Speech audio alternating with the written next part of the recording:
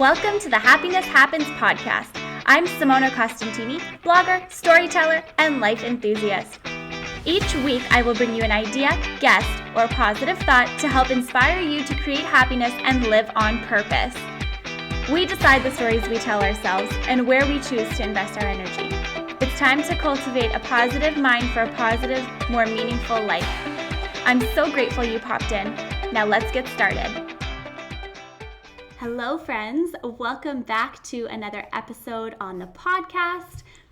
I'm so glad that you've joined me again today for a small dose of inspiration that'll take you through your week this week.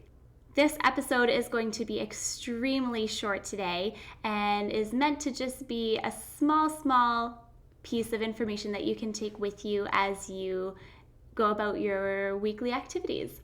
And the reason why it's going to be so short this week is because I'm going on vacation, you guys, and I'm going to Tokyo, Japan. And we're going to be gone for about 5 days, and we're going to be exploring the Tokyo area and everything around it.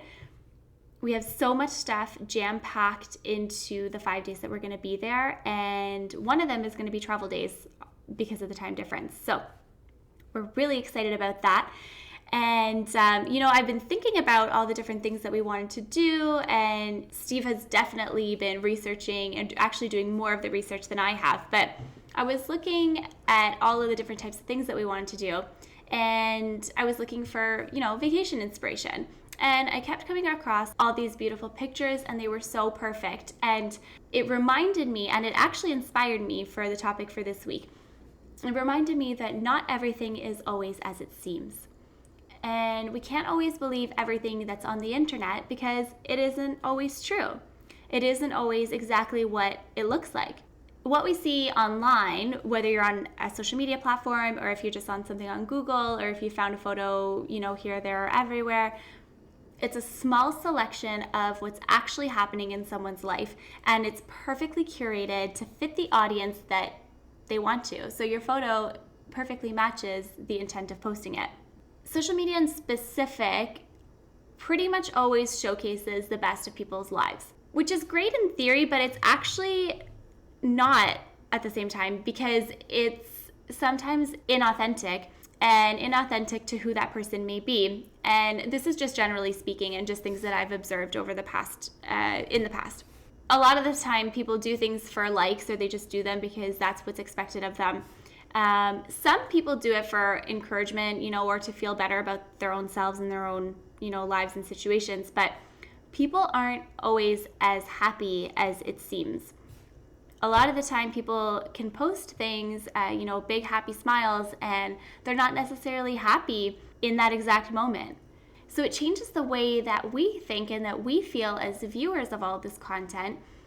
Because if you're looking at someone who's always happy, and if you're not someone who's always happy, you're kind of like, well, why can't I be happy like that too? Why can't I be smiling every single day? Or why can't every single day be as perfect as this photo looks like? And it puts an unrealistic expectation on you and on your life. Granted, you could kind of look at this from two perspectives. So the first one is that, you can feel like not enough or that you're inadequate in your own life by what other people are posting. And I've done this so many times, and this happens to me like on a regular basis where I see all these people posting amazing travel things and I want to go and I would love to go, and you almost feel like why can't that be me as well? Like what do I have to do in my life for that to happen? But that's the worst kind of thoughts, because at the end of the day, we should just be happy for other people that they get to go away. And you should be grateful that you have the opportunity to go to any place it is that you want to go.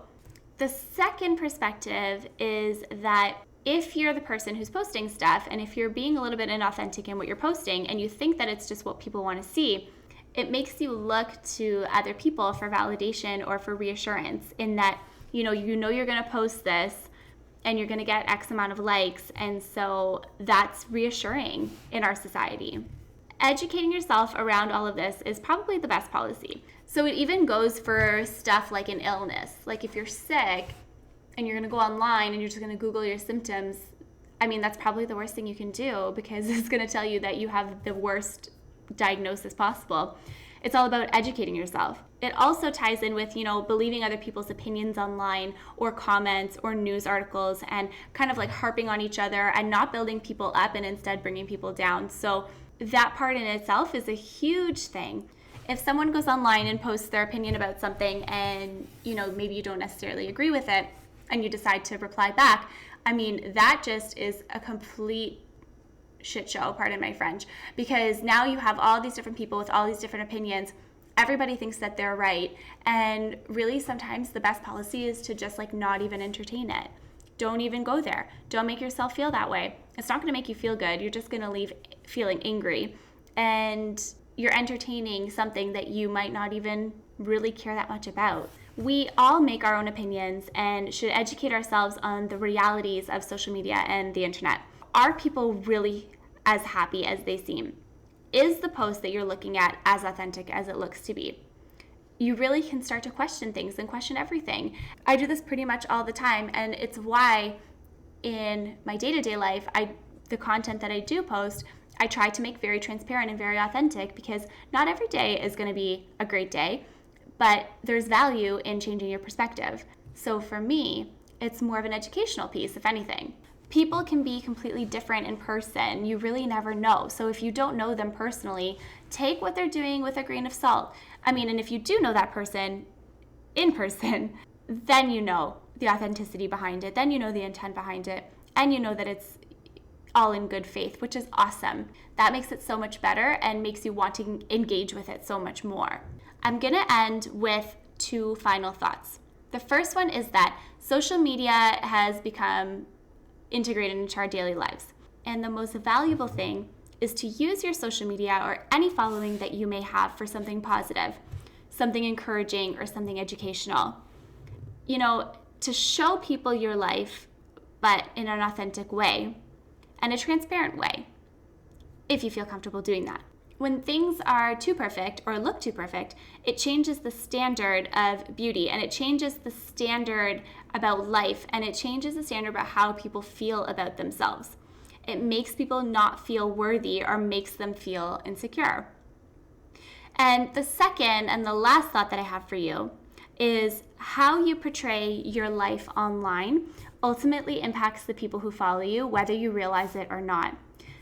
The things that you say, the things that you post, and how you react and what your comments and your responses are absolutely impact and influence the people in your community. You really have to think at the end of the day, whether you have 1 follower or you have 1 million followers, what kind of influencer do you want to be both on and off the screen?